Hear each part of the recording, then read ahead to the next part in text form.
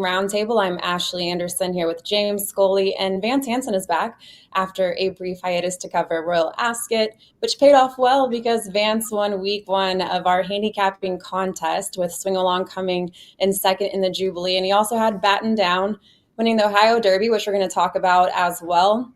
We're going to look at Royal Ascot takeaways, and we'll also talk other stakes action and results that caught our eye from the weekend. So Vance, first off, congratulations. Thank you, Ashley. Swing Along ran a pretty good race in the Jubilee, as you said. Kind of gave it up late to a long shot, Kadem, who won it last year. But good race from her, and I'm happy to be out on top after 1 week. I'm hoping that will continue. I'm actually with the top two because James came in second place in our contest as well. I'm not going to talk about where I finished, but I am in good company with both James and Vance today. Well, and let's start off with Batten Down, who upset Catching Freedom in the Grade 3 Ohio Derby at Thistledown over the weekend. And Vance, I'll start things off with you. And they're off in the Ohio Derby. Here. All right, well, Vance, let me know what your thoughts are on Batten Down winning this race, and where do you see him in the 3-year-old division? You know, I don't know if we learned a whole lot about his place in the division, simply given the pace dynamics of the Ohio Derby. There was, I think, 4 scratches out of the race, including one horse that may have shown some early pace. But when that horse came out, Batten Down was left absolutely all alone to dictate terms in this race. Built up a 5-length lead down the backside, and nobody was going to catch him from there, not even a class horse like Catching Freedom. And Batten Down did respond well enough down the lane, not seriously threatened, won pretty convincingly. The trip kind of more or less mirrored the one that he got winning his maiden at Churchill Downs over 1.25 miles as an odds-on choice. So, this wasn't the toughest race, obviously, for Batten Down. He could continue to progress, and he could make his presence felt in stronger races. He's simply not going to likely to be to have things go so easily for him in the future. So I think, despite winning this stakes debut here, he's going to have to show a lot more, I think, in going forward and against tougher company. James? Well, I'm gonna take a more positive view upon Pat Batten Down and where he ranks. I mean, I rank him prominently. I do think Catching Freedom is a good gauge of like the Triple Crown horses. You know, he was second in the Risen Star, won the Louisiana Derby, a troubled fourth in the Kentucky Derby, and third in the Preakness. And regardless of the pace dynamics, I don't think he was going to beat Batten Down on Saturday, regardless of the way that race shaped up. I think Batten Down was just better than him and is a better prospect moving forward this year. And the fact is, the leading 3-year-old does not always come along by the first Saturday of May. It doesn't always come along by Kentucky Derby. 3 of our last 8 3-year-old male champions missed the Kentucky Derby. They didn't come along in time. And we've already seen Mindframe step up earlier this month, run a real close second in the Belmont. That was his first stakes race. We saw an unbeaten Justified colt named Parenting win the Firm Stakes by 7.5 lengths a couple weeks ago. And then we see Batten Down, who just broke his maiden by 8 lengths, come here in this Ohio Derby at 1.1 miles, and he just crushed them. I mean, I know he had things his own way on the front end, but to me, he wasn't a professional either in this race. Once he sprints clear early, I thought he was a little rank on the front end. Junior Alvarado had to work to settle him. He's still learning. He's still developing. I think this couldn't be any more encouraging as far as his chances in the final 6 months of the season. And the fact is, Batten Down has displayed improved speed in his last 2 starts. He earned 106 E1 Brisnet E1 pace rating and a 109 Brisnet E2 pace rating. His speed is dangerous moving forward. So I think the 3-year-old division, like I said before, it's ripe for a late blooming type who's just joining the stakes ranks. And so I think Batten Down looks pretty good off of this win, Ashley. I'm with you that it's a wide open division right now. And looking at his Brisnet speed figure, a 100 for this race, a career best. He had a 97 when breaking his maiden. And if you look at the other top 3-year-olds right now, he's right there in the mix when it comes to speed figures. You've got Dornock got a 106 in the Belmont, Mindframe a 105. But Mystic Dan got a 102 in the Preakness, so he's right there and looks like he's going to continue to progress as well, looking at his pedigree, a full brother to Tacitus, and Scylla, who just won the Shawnee. So I think he has every chance to potentially be at the top of the division at the end of the year, because it's just wide open right now. Yeah, big chance for that dam, because Scylla's coming this Saturday in the La Troyenne, and is it the La Troyenne? Yeah, Fleur-de-Lis. I'm sorry, Fleur-de-Lis. And she'll be the one to beat. And if she does win that race, she's got a huge chance, I think, later this summer in Saratoga to run well. Let's move over to the overseas racing. We had the 5-day Royal Ascot meet this past week. So, James, what stood out to you from Royal Ascot? Well, I'm going to mention, I'll start off with a performance of interest that I just thought was really remarkable, and that's Fairy Godmother. It's 2-year-old filly for Coolmore. Aidan O'Brien, Ryan Moore was up. She was in the Friday's Grade 3 or Group 3 Albany Stakes, and Fairy Godmother broke on top. I mean, she was first early in that race. That's not where Ryan Moore wanted to be, so he wrestled her back into traffic, into the pack. And when they got to the latter part of the deep stretch of the 6 furlong straightaway, he was blocked. He was caught in traffic. He angled her right, was going to try to go around to the right around horses. There was no seam to run through there. So all of a sudden he reshifted to the outs to the left. And he went, several pass, like 6-7 pass, like far outside. Once he got outside of horses in the clear, Fairy Godmother she accelerated for home dramatically to win by about a half length, going away by about nearly a length. And I just was really, that's the kind of race I always enjoy watching. I'll also mention the meteoric rise of Billy Lunan, 18-year-old jockey. They call him Billy the Kid. He won on Friday. He won the Grade 2 on Tuesday, the opening day of Royal Ascot. He won the Group 2 Coventry on an 80-1 shot. Then he got a second Royal Ascot win later in the week, and he just looks like an up-and-coming star in the European jockey ranks. And I also mentioned Sean Levy. I had heard of him before. I'd never heard of Billy Lunan before last week, but this Sean Levy, I thought he had a couple good mounts, and he rode Rosalien, who won the St. James Palace. Looks like a real up-and-coming 3-year-old colt over there. So I thought that Sean Levy had a good Royal Ascot as well, Vance. Well, one performance that stood out to me, and it is generally going to be overlooked, and I'll explain that in a minute, is Caladigan, who won the King Edward VII Stakes on Friday by 6 lengths. This is a Aga Khan horse based in France, and he came over and just demolished this field, going 1.5 miles. And he had come out of 2 Group 3 wins at Longchamp, the Prix Noailles and the Prix Harcourt, which both of them were contested over very slow and heavy ground. The track at Ascot last week was lightning fast. It was bone dry, and he just proved that he can handle pretty much any turf condition, winning by such an easy margin. So the primary reason this performance kind of sticks out to me is Caladigan is a gelding.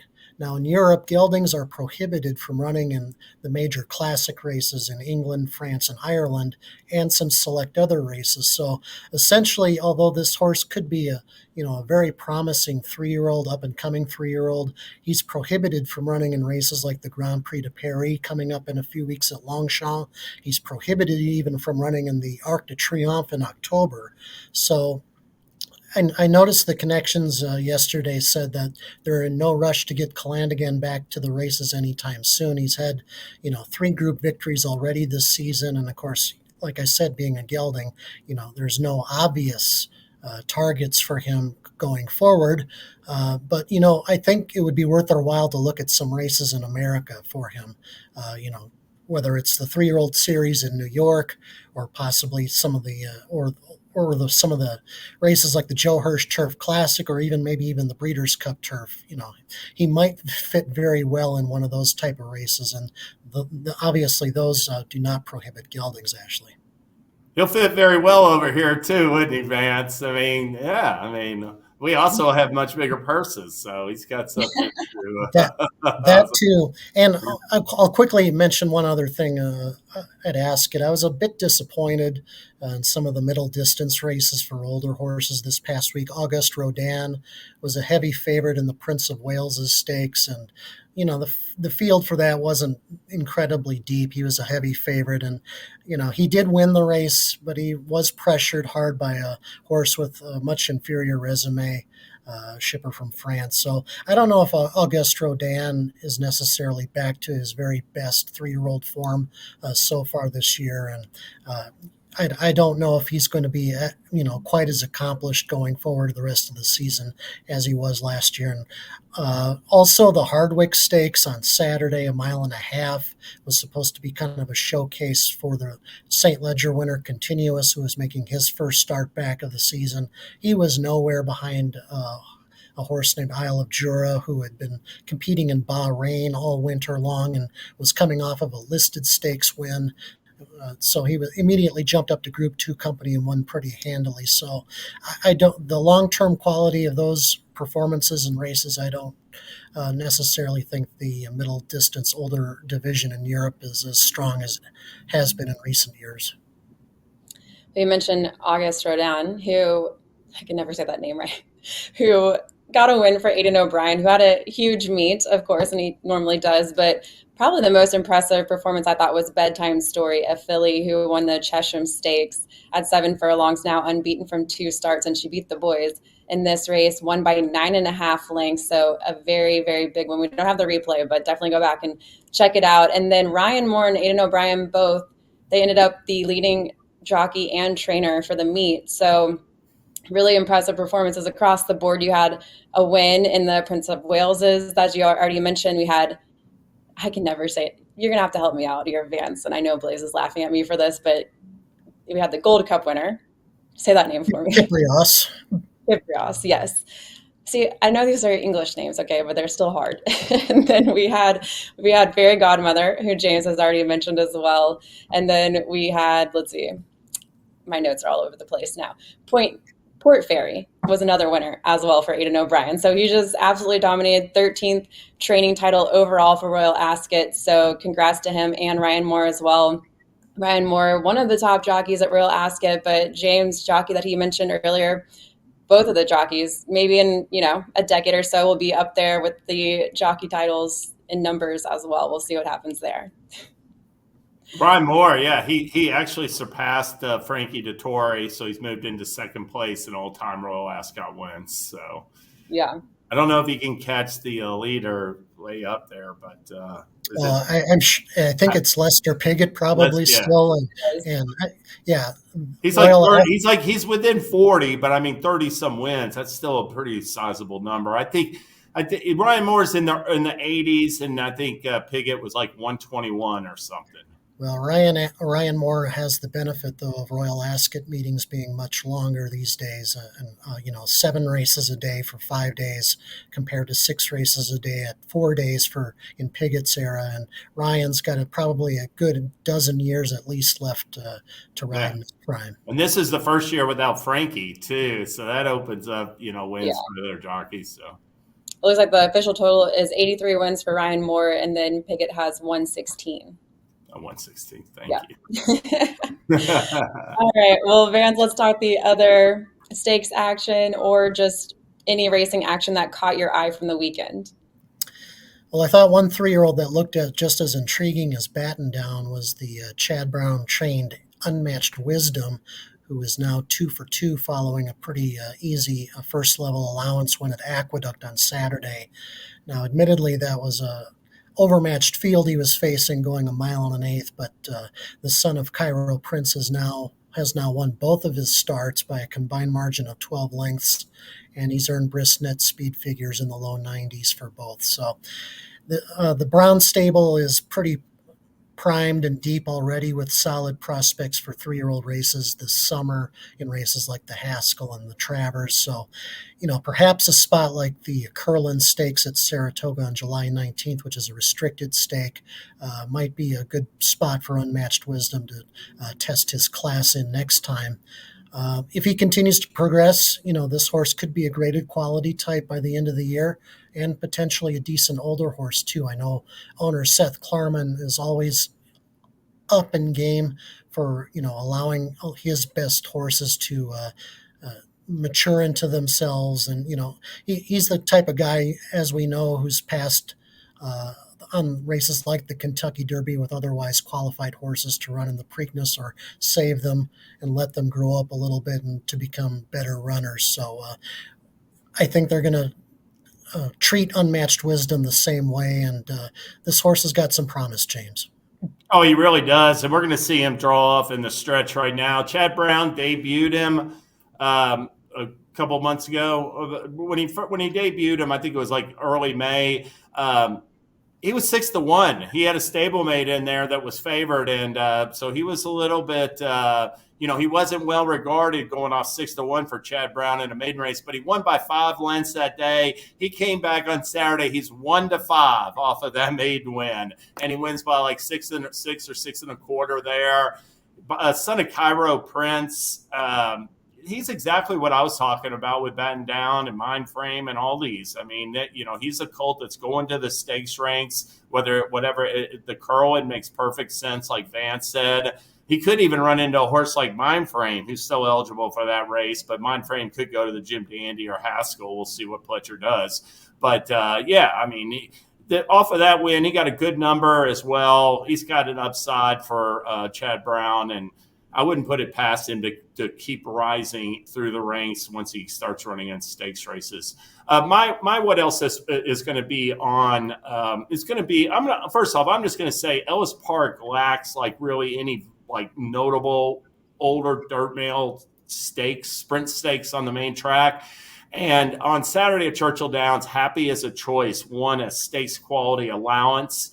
We're going to see it right here. Now, granted, one of the top contenders had to scratch in the paddock, Chamblin, but I still came away impressed by this race by Happy as a Choice. This is a colt that broke his maiden last October for John Ortiz. A couple races later in January, he won an entry-level allowance at Oaklawn. Then he won another conditioned allowance, and then he ran third in the Count Fleet Stakes to Scully. That was his first graded race for Happy as a Choice. That was in mid-April. Ortiz freshened him up 2 months off of that race, and you'll see him here sitting second, the number 8 horse. And he came back with this effort on Saturday. Got a career best 99 Brisnet speed rating for this performance. He wins in convincing fashion by 2 1/4 lengths. And off of this performance, this race had Scotland, who won last year's Curlin Stakes that we talked about earlier. A lot of several others in here, Surveillance and others were stakes types.